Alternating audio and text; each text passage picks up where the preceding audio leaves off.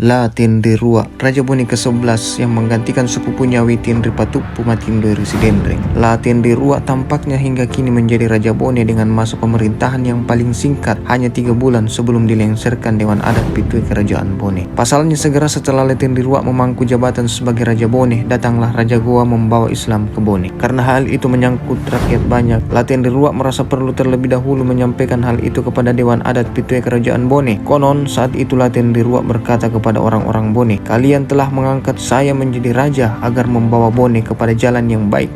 Raja Goa datang membawa agama Islam yang menurutnya adalah kebaikan yang harus disebarkan. Sesuai dengan perjanjian kita sejak dulu, siapa yang mendapatkan kebaikan, dialah yang berkewajiban menunjukkan jalan. Karena itu, saya mengajak kalian untuk menerima Islam." Dewan Adat Pitue menolak ajakan kerajaan Goa yang disampaikan melalui raja mereka. Ketika semua orang Bone menolak Islam, La Tendirua hanya diam. Ia mengerti mengapa rakyatnya menolak. Mereka umumnya berpendapat Goa mengajak masuk Islam hanya karena akal-akalan supaya kerajaan besar itu bisa mendominasi kekuasaan di Sulawesi. La Tendirua kemudian memilih mengungsi ke Patiro. Masyarakat Patiro sendiri kemudian juga menolak untuk memeluk Islam. Tak lama setelah pengungsian datang utusan Dewan Adat Pitue Bone. Isinya memberitahukan bahwa dirinya dilengserkan sebagai Raja Bone karena dianggap melalaikan tugas sebagai seorang raja. Ketika kabar tersebut sampai kepada Raja Goa, ia sangat marah. Baginya perlakuan Dewan Adat Pitue Bone yang melengserkan seorang raja hanya karena menerima agama Islam sangatlah berlebihan. Hanya berselang beberapa hari, mulailah Goa melakukan invasi ke Bone secara masif,